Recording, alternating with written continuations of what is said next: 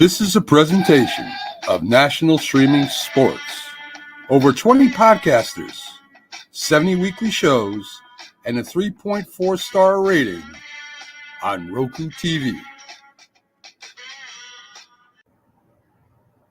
Check out nessp.info for direct links and deals on the site Bet Us for 125% off your first three deposits in NFL and college odds for upcoming games, Major League Baseball and NBA futures, and boxing wagers.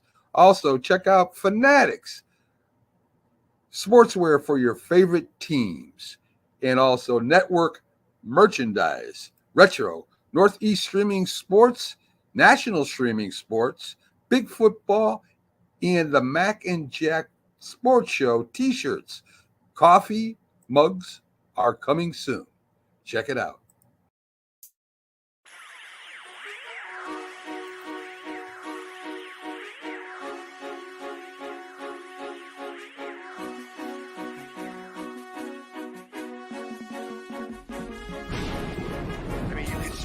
Without LeBron, Lakers are struggling. Let me tell you about a team I hate, all right? I know the Dallas Cowboys Win. I don't know, Jack. It's a big decision. I've often said that the people who run baseball, they try very hard to ruin it. I'm from Brooklyn. I don't have a problem saying space. Pittsburgh at Buffalo. Thank you. I thought I was right. So anyway, Yeah, Mac, you're really interested in these playoffs. This is a presentation of Northeast Streaming Sports. Good morning. You're listening to the Mac and Jack Sports Show on Northeast Streaming Sports.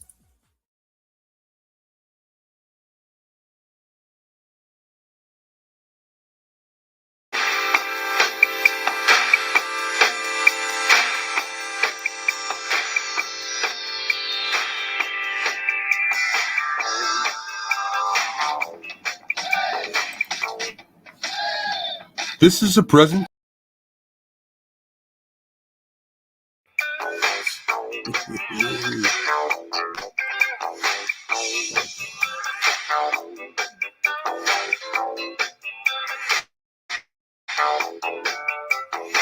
It's Friday, Jack, and we're whipping it all the sports we can in this last day of the week. I'm your host, Mac, with your co-host, Jack, every morning, Monday through Friday, 8 to 5 on the Mac and Jack sports show on National Streaming Sports, a Roku channel. We start off every weekday. In fact, we go on Saturday with our Sports Memory Show, which is very, very much viewed show. And we also have our Big Football Show, which is tearing it up in the ratings, Jack. So, you know, when I look at the NFL and I see these receivers getting all this money, Jack, eventually this either got to pop or whatever. I mean, you can't keep playing wide receivers $50 million a year or $30 million a year. I mean, there's just too many wide receivers. They got a few good ones, but that stand out. But still, it's raising the market. Brandon Ayuk gets 4 years, $120 million, $76 million guaranteed. In fact, that was the offer that was originally put to him by the 49ers, and he decided to go out there and see who would pay him more money. Good for the 49ers or bad, Jack? I mean, it's good for the 49ers. They have one of their elite weapons, Brandon Ayuk, to go along, with George Kittle's, Christian McCaffrey, of course, and Deebo Samuels. It makes them very formidable. It's actually a bargain for the 49ers. You could, in a certain way, if you consider that a CD Lamb, he's averaging $39 million a year, and $100 million of that is guaranteed. So it depends on who the receiver is. If you have a Randy Moss type, a Jerry Rice type, yeah, they deserve top of the line money. I mean, they deserve all they can get. But you're getting a number of these receivers who come into the category of being very, very, very good, but they're not proven as great receivers yet. And they're getting paid money that's off the charts. I mean, you just compare their value to a running back. Are you going to tell me that Brandon Ayuk has more value to the 49er offense as a receiver than a Saquon Barkley would have to the Eagles as a running back. I mean, just do the comparison, and I don't think so. And if it is, it's just marginal, yet the elite running backs are getting paid very little in comparison. But look, it's good that the 49ers got it done. And it's good that the Cowboys signed CeeDee Lamb, who I don't consider a great receiver. I just consider him an excellent receiver, Mac. There's a difference between great and excellent. Okay? Yes. Yes, sir. I agree with that. So we got Keith Engel down underneath right now. We got some Patriots things to talk about. And also, of course, college football that just really started kicking off week 1. Good morning to Keith. How you doing today, Keith? Good morning, gentlemen. Hey, Keith. So Keith, I guess I'm gonna start you out with the Patriots, because 2 of the biggest stories was announcements of the first string quarterbacks. The Steelers announced Russell Wilson will be the starting quarterback for the Pittsburgh Steelers. I guess we start there first. I mean, I get it. He's the most experienced. He probably knows how to read defenses better. He's probably, more just the experience alone. I guess he outweighs Justin Fields. But I really wouldn't be surprised if Justin Fields gets in this year and some packages, a wildcat formation, maybe short yardage, maybe even in the backfield with Russell Wilson splitting them out and maybe using him like a Deebo Samuels. He's that kind of an athlete. I expect that the Pittsburgh Steelers will fool around with that a lot during this season. What do you think, Jack? Sorry. Keith or Jack? No, he said Jack. Oh, okay. I mean, Justin Fields is going to be the starter before the year's over. It just depends on which point. I could see him coming in early in the year. As soon as Russell Wilson struggles, the fan base of the Steelers is going to call for Justin Fields. And I have doubts whether Justin Fields is the answer. In a certain way, to me, he's a bridge quarterback going forward for the Steelers. Yeah, he could have a good year and they could run it back with him next year. But Mike Tomlin clearly likes Russell Wilson better. But is it based on the old Russell Wilson that he coached against or he saw with Seattle when Russell Wilson was one of the best quarterbacks in the league? But what's intriguing to me is this, and I don't know whether this is true. Keith can maybe answer to this. The Steelers, supposedly the players are rallying a little more around Justin Fields. Supposedly he's a little more of a leader. And Russell Wilson's reputation, even at Seattle in his heyday, in his prime, is he was a little detached from his teammates. And if that's the case at Pittsburgh, it doesn't bode well for him moving forward. I would agree with a lot of that. I mean, clearly, whether it's clearly that Mike Tomlin prefers Wilson might be debatable, because I think he had no choice. Neither one of them played exceptionally well in the preseason. And, Justin Fields didn't show that he should be the number one. But I do expect him to play at some point. Mac, they could use him in some of those creative situations that you talked about early on. And I do expect him probably to be the starting quarterback before the season's out. And to Jack's point about leadership, I mean, there's been question about Russell Wilson in that aspect ever since he's left Seattle, maybe even his last year in Seattle. I mean, he went so far to separate himself from his teammates in Denver to have his own office in the locker room. He didn't even dress with the other players until Sean Payton got there and he took that away, which started their fractured relationship. But I mean, this is a tough situation. I like Justin Fields. I think he's still got the capability of being a decent NFL quarterback, but he's got to improve his passing. And Russell Wilson is obviously going in the other direction in his career. But I think what's revealing, too, is when Justin Fields became available and it was obvious the Bears were looking to move him, the Bears wanted to accommodate Justin Fields and send him to a team of his choice, and he wanted to go to the Steelers. But all they got was a third-round draft pick. And if he really was a starting caliber NFL quarterback, other teams would have stepped up and offered like a second-round selection at least. Well, yeah, if he was that good a quarterback, he wouldn't have been getting traded in the first Right. place, probably. Exactly, So, you know. exactly. And you know, I think there's a lot to be said about the quarterback coaches and the offensive coordinators, how they work. I mean, if you look at Chicago's history, they haven't had a great quarterback since what, Sid Gilman. I mean, you can go that far back. I mean, you know, you had a Super Bowl quarterback in Jim McMahon, but he wasn't a great quarterback by any means. So they haven't had a real franchise quarterback since the 1940s or 50s. And, you know, even when Trubisky came there, they went to the playoffs. You know, he's gone downhill, you know, and Fields really, I mean, it doesn't look like people really work with quarterbacks like they used to anymore. And that's what the problem is a lot with the young quarterbacks. They don't work with them. Even Robert Butler made a point. He's watching Hard Knocks too. And he says, I'm surprised that the head coach is the one having one-on-one meetings with the quarterback. You know, the head coach is not an offensive coordinator. He's not a quarterback coach. And, you know, why aren't they showing him meeting with the offensive coordinator or the quarterback coach separately? Why is the head coach even really involved that much in it? And maybe it's his job. You got to remember there's 7 days worth of practices and, you know, whatever, 30, 40, 50, 60 hours worth of practices and meetings and whatever else. So they're editing us down for, you know, 50 minutes. I agree. Right. So I thought the same thing, Mac, to be honest with you. I'm like, I don't remember ever seeing a head coach in watching Hard Knocks over the years meet with the starting quarterback that much.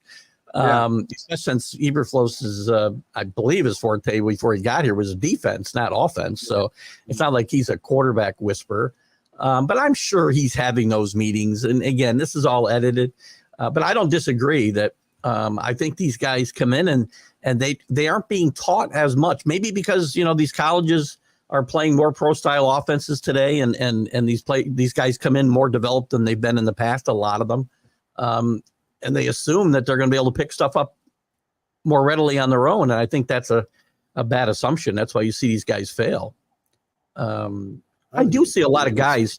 They do a lot of work with Caleb Williams. I mean, obviously he's been the focus of this Hard Knocks season. And I like what I see. The kid is, again, edited stuff, but I like his attitude. I like his work ethic, and he's really made some great progress. So, and so is Drake. The quarterback class, Caleb Williams, Jaden Daniels, Drake May, Malik Neighbors, Michael Penix, and J.J. McCarthy, you know, who's injured. So we won't know how he's coming along this year at least. But you look at all of them, and you know all of them aren't going to be top NFL quarterbacks. And it's so hard to say which one isn't really going to succeed because we're in the hope business now with these drafted quarterbacks. We see the potential in all of them, but history tells us maybe 2 of them are going to be good out of the 6 that I mentioned.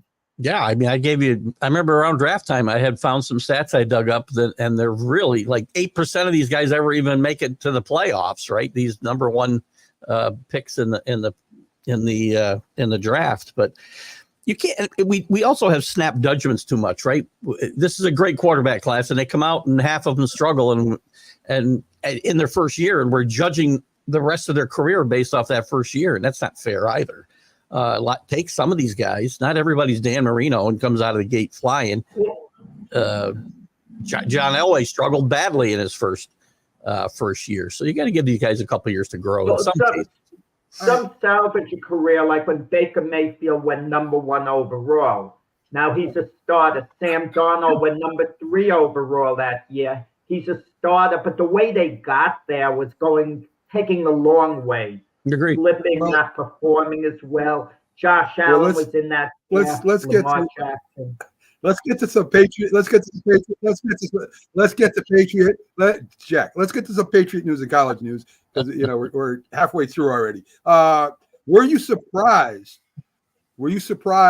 that Jacoby Brissett got the starting job after the head coach said that Drake May had a better preseason?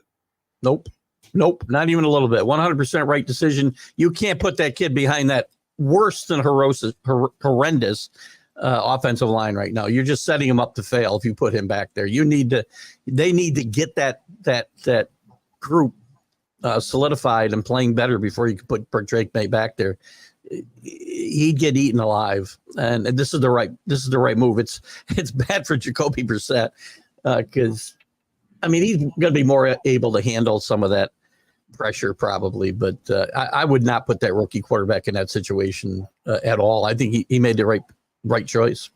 It's the right decision, but handled very poorly by Gerard Mayo. Very, very poorly. He made it like it was a quarterback competition that Jacoby Brissett won at the end, and he diminished his own guy, Drake May, by doing that.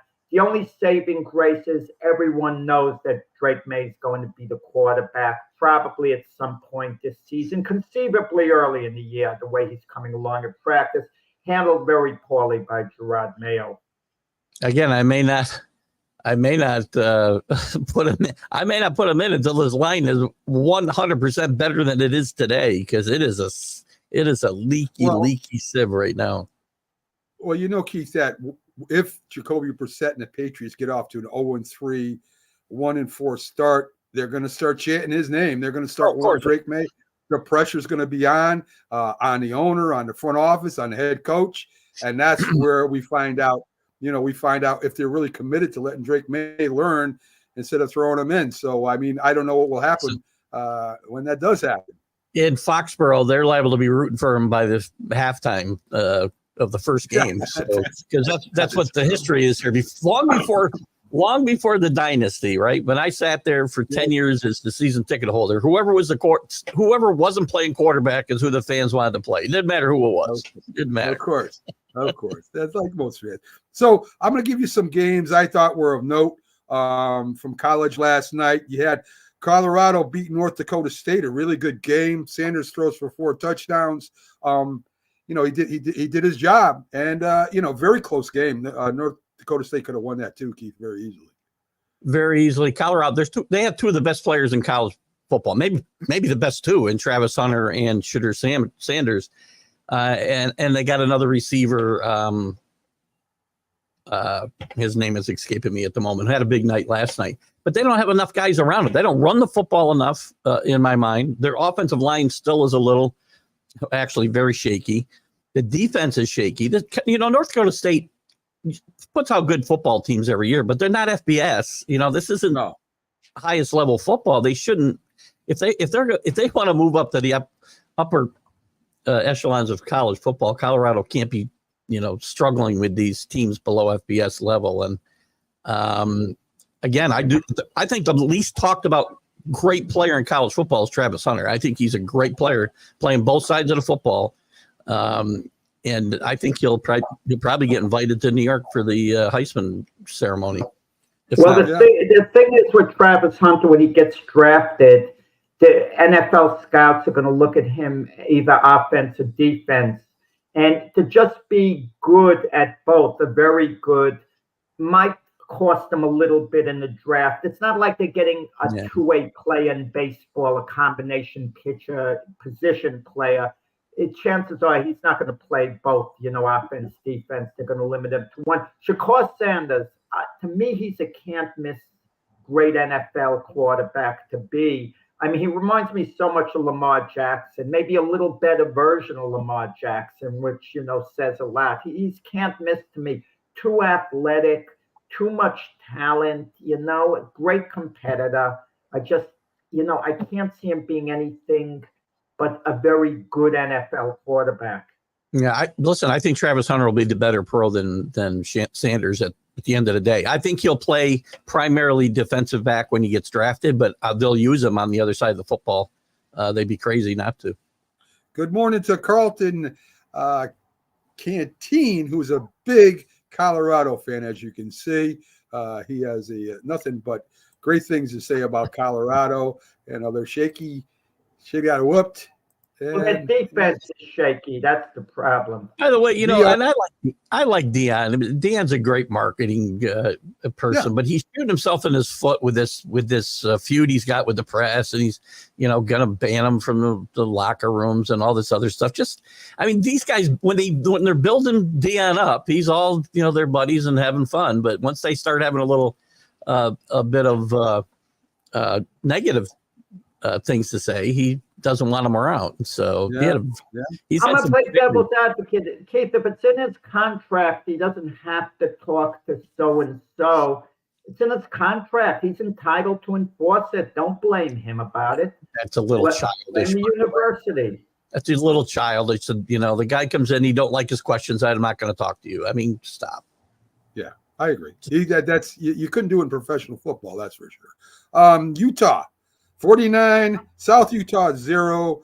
I think it's Chris Rising throws for 5 TDs in the first half. Keith, that wasn't even a game. I mean, that's Cameron something- Rising coming back after sitting out last year. This is a big. I like Utah a lot in the Big 12 this year. I can't judge a lot by this game, obviously, either. But Cam Rising getting back, getting into the flow of the game, I think is important. He was one of the highest rated quarterbacks in his class before. He didn't come out last year, because he got injured. And you don't hear a lot about him in next year's draft class, but I think by the end of the season you will. Cam Rising was a really good football player before he got hurt and sat out last year. Has he been in the college for like 6 years now or something? He's been there a while. He's again with the redshirt rules between COVID. Guys who came through the COVID era, there was 2 years there. You could add. The redshirt rules are now very lenient. You can actually have played in like 5 games and still redshirt the next year. So that's why you see guys.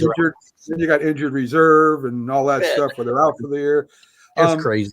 There's a kid in Miami. I think I told you just before. There's a kid in Miami, a tight end, who's starting his 9th college football season.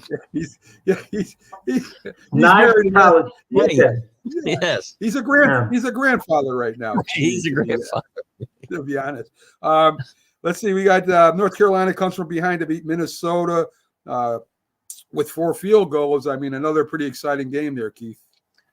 Yeah, I watched a lot of that game. Actually, I bet Minnesota last night, but 3.5 hours of watching for nothing because it was a push. But the kid, I felt bad. The kid from Purdue missed 2 very makeable. Well, the last one when the game was ending was a 48-yarder, but he missed a 40-yarder earlier. Both things almost exactly the same way. The first one hit the upright. The other one just missed it on the same side, and I felt bad for that kid. Minnesota played well enough to win this game, but again, you got to have more points at the end. It's still the rules. 2 teams that got a lot of work to do, I think, to be to have good football seasons this year. Yeah, Carolina State and West Carolina, I think, was a lot better game than people thought it would be. They had 4 touchdown passes from McCall. Waters looks like a real good running back, Keith. He ran for a couple touchdowns in the win. North Carolina State is a sleeper in the ACC. Grayson McCall's another guy who's been around a lot. Played a lot at Coastal Carolina. Played at Liberty for Jamie Chadwell in both places. Really good offensive systems, and you get a seasoned quarterback like him and talent around him, as you mentioned with Waters. North Carolina State is a trendy pick to be a sleeper in that ACC, and anybody with a veteran quarterback like that, I like their chances. So they'll be a team to watch. I think the ACC, the problem, and I talked about this on my college football huddle the other night. The problem with the ACC is they're going to beat each other up. There's nobody that stands out. I still think Florida State wins the conference, but they might win it with 3 losses, 2 losses in a conference and 3 overall. They'd still get in. They'd still get one of the top seeds. They get one of the automatic bids, but they may not be one of the top 4 seeds. You could see one of the group of 5 teams sneak into that 4th seed if that happens in the ACC. Not Florida State, but somebody else as well. Yeah, I agree. I was just saying maybe 3 losses this year with your schedule, which isn't the easiest. Right. Today's game, Keith. I want to get your opinions on that, folks. You see the top right screen of our screen here. You just got to. Can I just say something, Matt, about one of the games yesterday that you didn't mention? Okay. Go ahead. Rutgers beating Howard. Well, I didn't mention any game. I didn't mention any game. I didn't. Oh, okay. I didn't mention any games today. You mean from yesterday? I know where he's going with us. So right. Okay, yeah, right. Go ahead, Jeff. I mean, something annoyed me. Okay, it bothered me this morning. I didn't see the game when I heard about it. Rutgers wins I think 41-7. The last play of the game, Rutgers is on Howard's 11-yard line, and they hand the ball off, score a touchdown. And the Howard coach, Larry Scott, is making a big fuss to the Rutgers coach, Greg Schiano, how unprofessional it is, this and that, and had words for him. But the possession before that, Larry Scott is calling timeouts. And Rutgers wasn't trying to run up the score on the last play. They weren't passing. They were just running a darn handoff on the last play of the game. And because they scored touchdown, the coach of Howard, Larry Scott, makes a big deal of it. It just shows how ridiculously sensitive we've become, in sports these days. I agree 100%. I thought this might come up this morning, and we see this a lot. I don't have a problem. It's not my job to stop my team, especially when it's a second, third string running back that's scoring the touchdown. They get to play too, and try to do well. And we lose track of that. I don't have a problem with most of these scores. When they get run up, play better. That's all I can say. The only exception to that is don't ever run up the score on the military academies. I don't like that stuff. But other than that, I'm okay with it. I mean, this is nothing new. I mean, they've been doing it in NFL forever, complaining about a team running up the score or whatever when they're down. I mean, I take it doesn't bother me at all. It's a bunch of nonsense to me. Quick score about running up the score. You remember the 10-year war between Woody Hayes and Bo Schembechler at Michigan and Ohio State. 1 year Ohio State had Michigan beaten. They scored a touchdown to make it like 53-0, and there's no time left on the clock. And Woody goes for 2. And obviously everybody's upset. And they asked him after the game, why'd you go for 2? He says, because they wouldn't let me go for 3. So it's rivalry driven as well. And with college, whether you like it or not, they look at how much you beat other opponents by, how dominant you were. That's part of the thing. So if they're going to have that as part of the scoring, well, then as I'm a head coach, I want to get the national championship. Guess what? I'm going for another touchdown. And when I'm up 50-0, sorry about 100%. That. 100%. Yeah, don't. So anyway, as I was saying, Keith, top right of your screen, folks, there is a QR that brings you right to BetS.com to place wagers, and we have the college expert on with us. I don't know how he did in his picks from the last Wednesday show we did. I think he did all right. So we're gonna have some teams today and the spreads, Keith. I want you to talk about.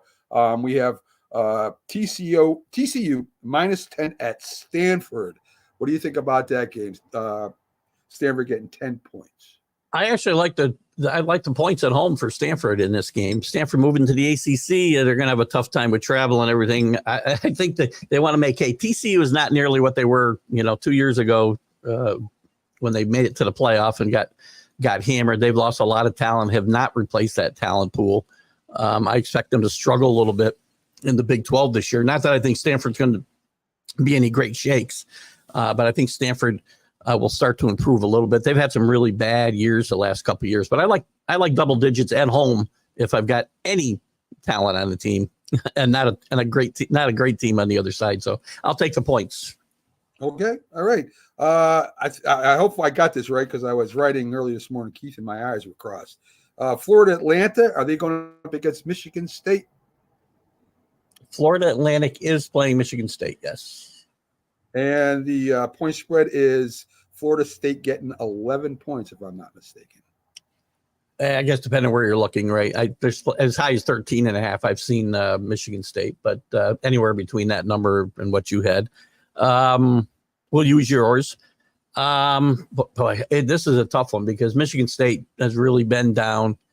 Florida Atlantic is not, they're okay. I'm going to have to take the team at home here, take Michigan State and lay what is it? Since you got 11. 11. Yeah.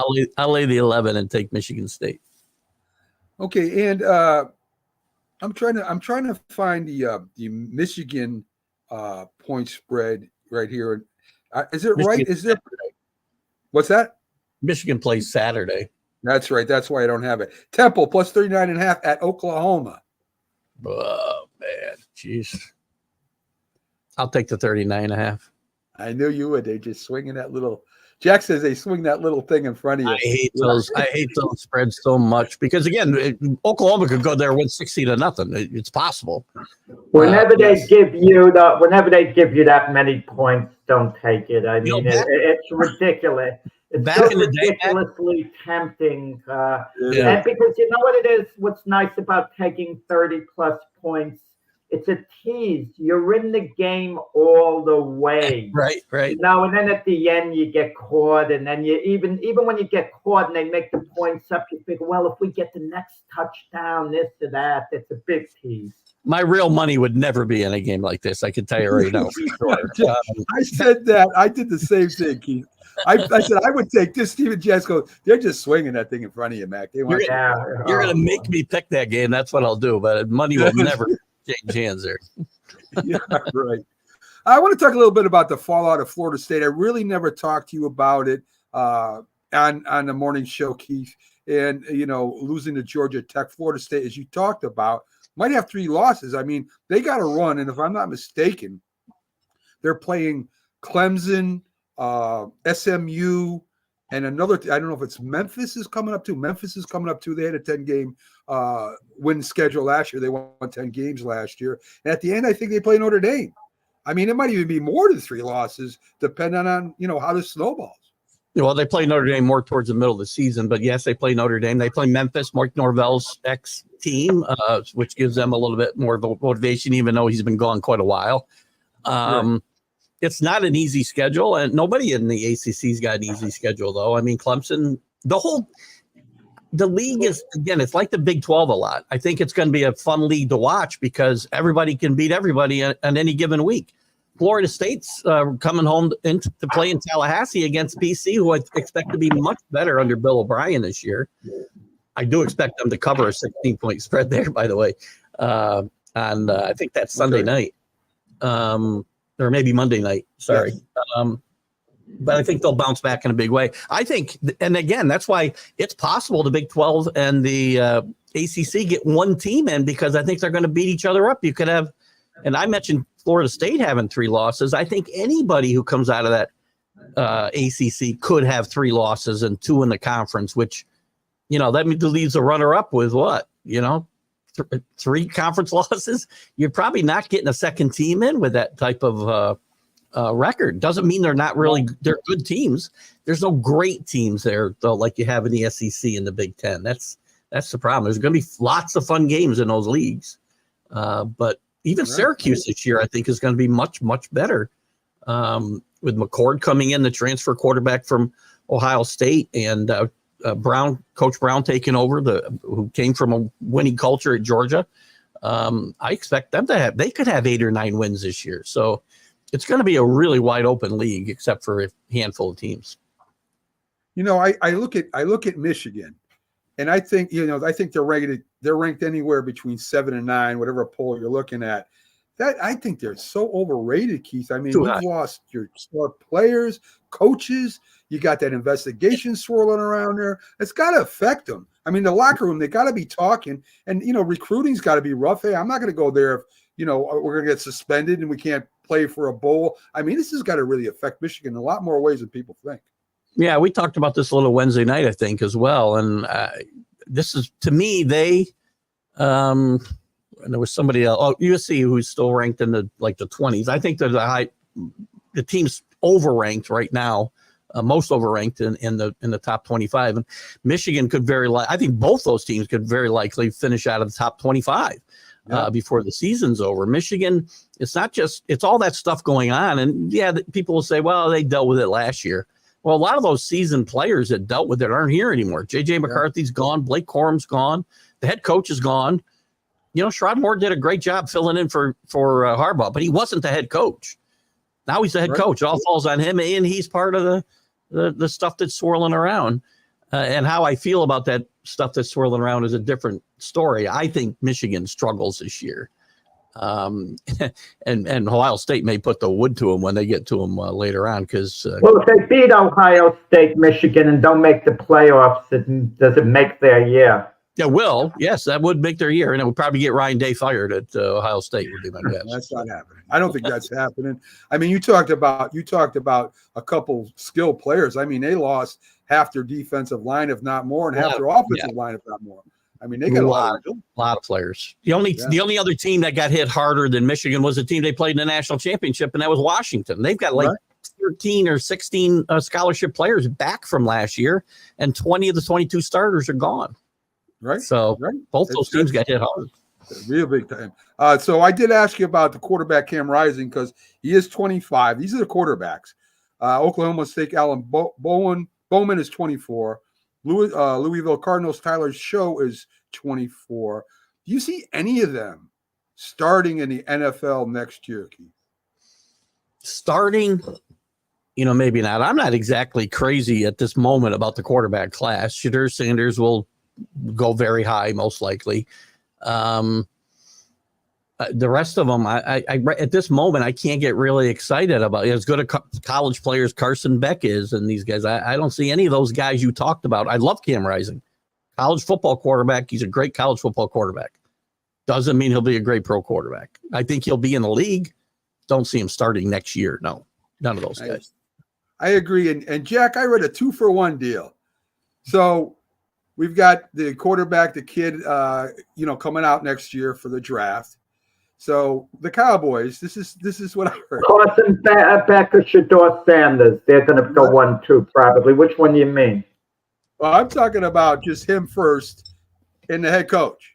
So the Cowboys may get rid of Dak Prescott. They may get rid of the head coach. They can fill in 2 slots in one draft. Get his kid at quarterback and sign Deion Sanders to the head coach job. Wow, that's intriguing. It's intriguing. I know Keith hates it. He hears, Deion Sanders, but let's face it. Mike McCarthy, it's not like. I mean, he's done well the last 3 years, actually, during the regular season. He has an old-time Super Bowl record, but you don't get the feeling Mike McCarthy's an elite coach. And it would add something. Yeah, it would add a lot of excitement to Dallas. And what's Jerry Jones's relationship with Deion Sanders? You get the feeling he can handle Deion, and Deion respects Jerry, and Jerry could handle Deion's gung-ho attitude. And I think, and Deion is a bit of a Cowboy legend as well. I think it would actually work out. It would shake things up. Yeah, it would shake things up. I would make that deal. I would make the deal. If I couldn't make that deal now, I'd rather have Shedeur Sanders as my quarterback of the future over Dak Prescott. Even though Dak is proven, Shedeur isn't. I think Shedeur has the ability to be a great NFL quarterback. And Dak Prescott, let's be honest, is only a very good NFL quarterback. I know he was second in the MVP voting. He had a great year last year, but he's not a great quarterback. We do realize that Cowboys are going to be in no position to draft Shedeur Sanders. No, hypothetically. Yeah. Hypothetically. Okay. Yeah, if you could do a 2-for-2 deal, would you do it, Keith? I don't know. Assuming the Cowboys have a disappointing end to this regular season. Obviously, if they win the Super Bowl, you're not going to do it. I'm going to have to say no. I wouldn't do it. I wouldn't do it. I don't think. I don't have anything against Deion, but I don't know that Deion's going to be a great NFL coach. I just think the marketing, Keith, the marketing alone. Well, the marketing's awesome. Cowboys don't need any more marketing. They need wins. They need that's what it's about. I figured out Jerry Jones really doesn't care about winning the Super Bowl anymore. Well, he wants his team to go increase in value, and he's done it. It's $10 billion now. If that's his game, then yes, that's a great move. Actually, yes. If that's what the final end result we want is to increase value. Guys, let's forget the glitz with Deion Sanders for a moment. The years he's had at Jackson State, now at Colorado, he'll be ready to take over a head coaching job in the NFL. He knows the NFL lifestyle and what it's about. He'd have to have the right coordinators. Obviously, he'd be smart enough in that respect, and any team would get him the right coordinators. I think he would be fine, and he can relate to the NFL players. Keep I that don't in think- mind I think- too. I Not think- all I think college that- coaches can. I think, Jack, that's where Keith has a great point. I don't think he could relate to the NFL players. He can talk all that smack to the college kids, right? He can tell them all this stuff, all this rah rah, how I'm going to market you, how I'm going to do this. We have marketing classes. They ain't going to work in the NFL.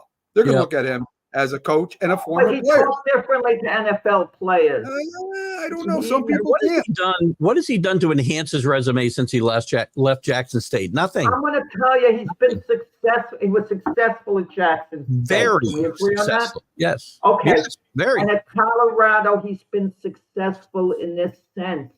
We're talking about Colorado. If it wasn't for Deion Sanders, no one would give a darn about Colorado. They're going to give a turn about him by midseason this year. That team's going 4-8 again this year, probably. They're And, not- and we'll still be talking about Colorado because of Deion Sanders. Well, the only reason we're talking about him now is because he's battling with the press. Really, he's not.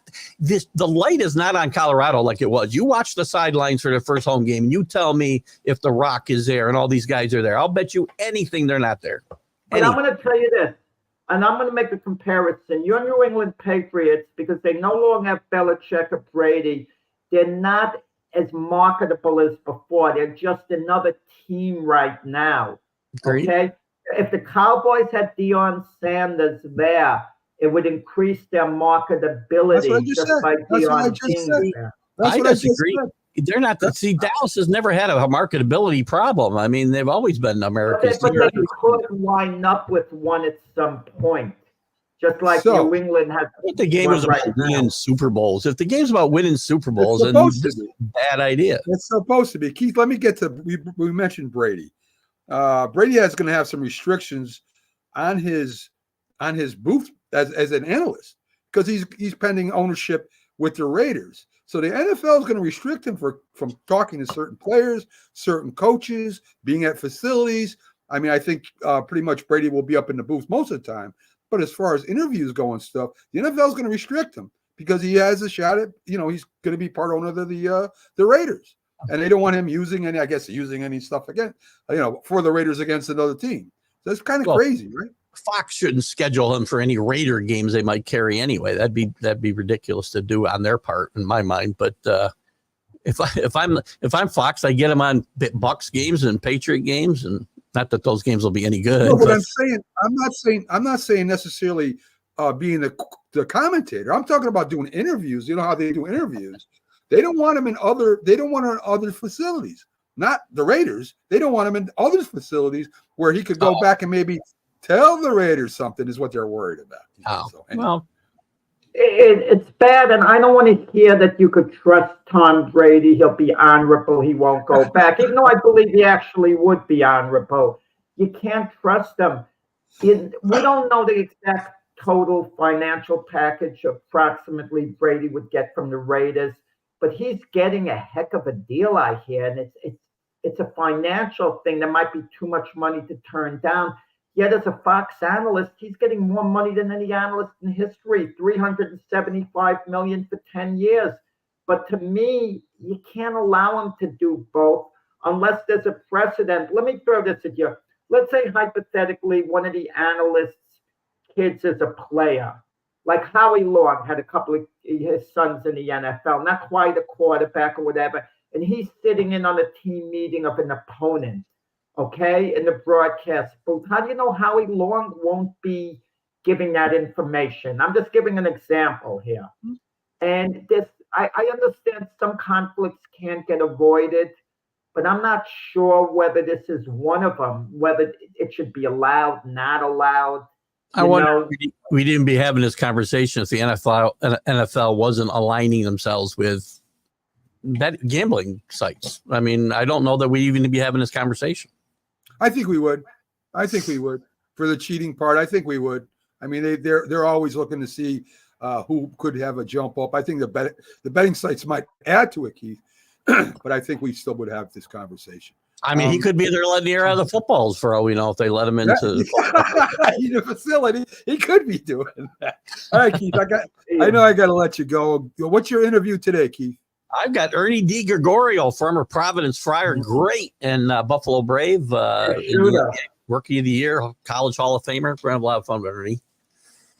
All right. So join Keith's on right after us on Roku and join us. Join him over there with his big interview. Thanks for stopping in, Keith, as you do every Friday. We'll see you on Sunday, buddy. See you Sunday. Bye-bye. All right. There you go. So Keith Angle bringing you the head on and the head on. Yeah, I thought that was interesting about Brady. I never even thought that was that would happen, but it makes sense. It makes sense. I don't know what the answer is with Tom Brady. Okay, what he should be allowed to do, what he shouldn't be allowed to. Personally, let him do both, but I'm not sure it's the right decision. He's a minority owner. But and what do the coaches tell these analysts at the meetings anyway? Are they giving them such revealing information? I don't think they ever give them any inside information. I think they tell them some basic things. I think they might talk to him off the record, Jack, too. What they don't say on camera, they might do that. If he's in the facilities and maybe he's watching practice, they're maybe worried about something like that. I think it's a lot to do with nothing. But again, I mean, I can see where another team, if Brady is walking around, says, "Hey, wait a minute, why? What are you doing, man? You're here to do an interview, and why are you over here or why are you over there?" I can see the problem that the NFL might expect from something. I could see it later on. In the beginning, coaches could give false signs. Yeah, we plan to do this or that, and tell Brady mislead him a little bit. It could go both ways. But I don't know. But the feeling is, let's say late in the season, the Raiders and Kansas City Chiefs are battling for first place, even though I doubt that the Raiders will be anywhere close to that. Right. And Brady's walking around the Chief facility to get some information. Right. And that's Tom Brady. He's affiliated with the Raiders. We don't want him around here. And he could be asked to leave conceivably. That's true. Hey, Carlos Brady might just get a uniform and play again. You never know. And thanks for the offer you sent me.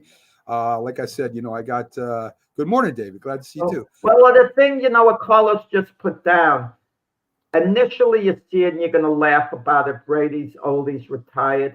But we're seeing that he's in phenomenal shape, what he's bench pressing, what he's running. I think it's all a tease. I doubt if there's going to be any comeback. I seriously doubt it. But but if I told why would you? If you were in a place, if you won the heavyweight championship for 10 years, and you retired, and you're a promoter now or working, why would you want to come back in a real fight, not an exhibition fight? Why would you really want to come back and get your head split open? That would be crazy. And I think but there's always that little chance. Yeah, the urge to play the game in shape. What I'm trying to say, the chances of Brady coming back, if I told you it was 1 in 10, I wouldn't say it was crazy to dismiss that. I mean, there's always that little element that you feel you could do it. You feel you're in phenomenal shape, and then you get out on the practice field, and you're actually looking good, and the coaches say, you actually can run the offense. I'll give you an example with the Raiders. How does this sound to you? If Brady really trained hard, do you think he would be as good as right now as Gardner Minshew or Aiden O'Connell, their two quarterbacks now? I think he would, because the quarterbacks are it's not a starting caliber quarterback you're talking about either one. There you go. But that's it. That's it. But why would Brady want to get punished like that again? Because I don't care how good shape he is, how good he looks. You're right. He's going to get hit, and he's going to get hit, and he's going to get hit. And, maybe, he walks away healthy. He's got multi-millionaire now with his contract. He's maybe part owner of the Raiders, and who else knows what else he's going to be doing. I think it's exciting that a guy played that long, Jack, that well, and still can walk away healthy, mentally good, physically good. I mean, that's amazing to me. That's the most amazing thing, really, to me about Brady. The mental part of it, Mac. Football is like boxing. We agree. Things show up years later. You never know. You never know. But as of now, right? I mean, he looks great, and that's something that rarely happens in football. Real quick update on the Dallas Cowboys. Delvin Cook has joined the Dallas Cowboys, Jack. So now they got two old running backs sharing the ball. I mean, They're both big backs. They're both okay. I don't know what it really does for them, but Mac, Dalvin Cook was good at Minnesota 3 years ago, wasn't good after that. He went to the Jets, was given an opportunity to be the number 2 back behind Breece Hall, and it didn't work out. He wasn't good with the Jets. And then he went to the Ravens. He had one good game there, as I recall, but the Ravens moved on from him.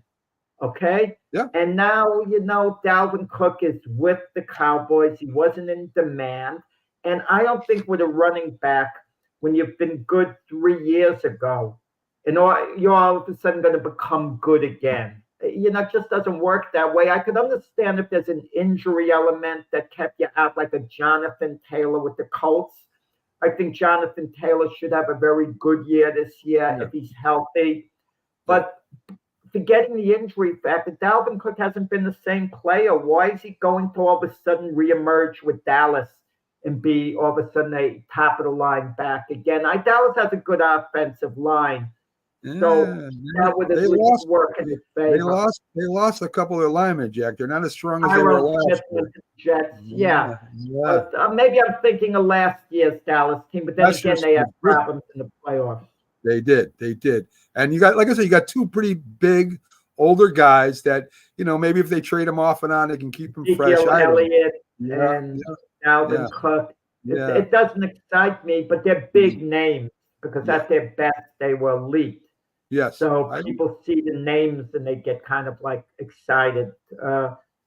I just don't see it. Listen, Dallas isn't hurt with the pickup, as long as you're not counting on him heavily, because you never know. You could catch lightning in a bottle and all of a sudden he finds his old magic. You never know, even though I doubt it. Listen, if both of them run for 500 yards each, Jack, that's 1,000-yard running back, right? I don't know. I mean, I don't think it hurts them. I don't think it really helps them either. I think it kind of keeps them the same as they were last year with just Zeke.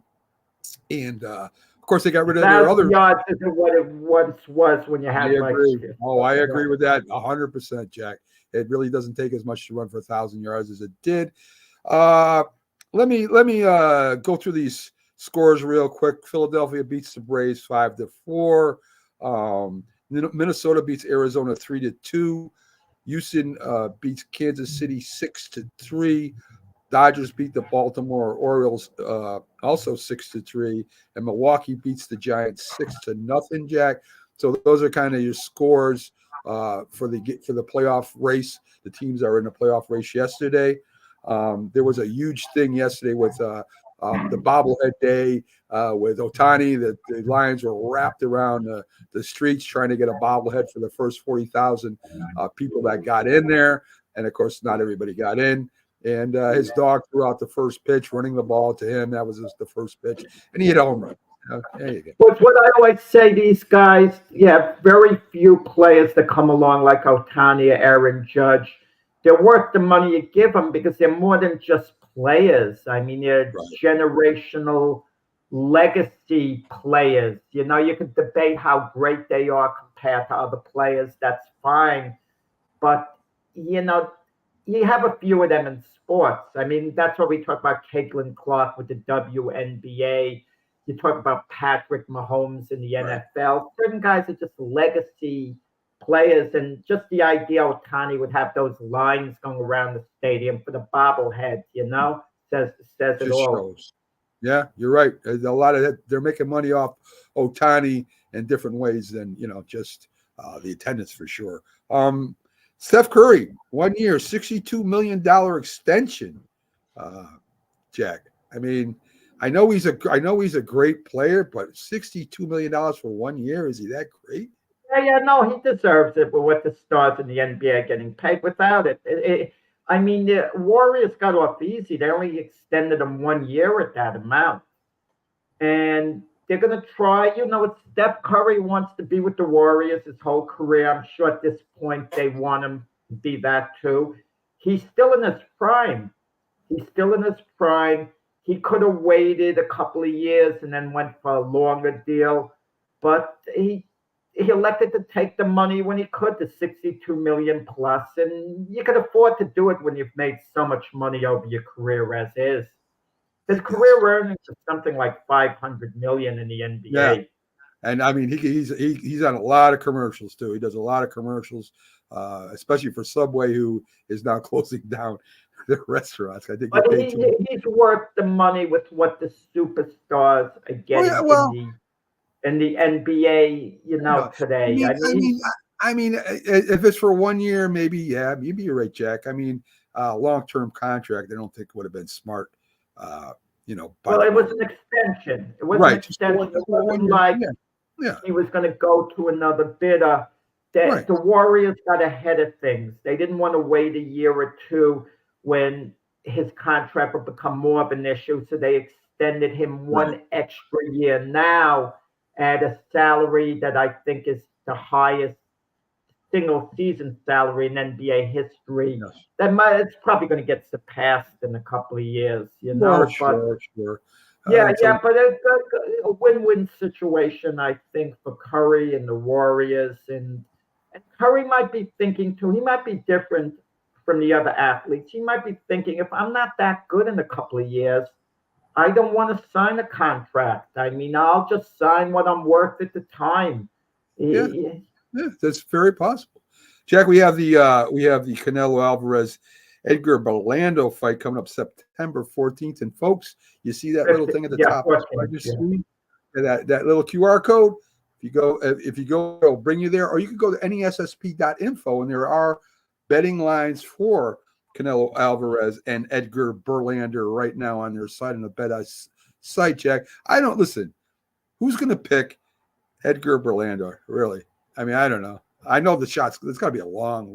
I don't know what the odds are on Berlanga to win, but you always have people who take a shot at really long odds, and they think of Buster Douglas being a 42-1 underdog against Mike Tyson. But for every Buster Douglas that pulls that type of upset, there are probably about 300 of them who don't.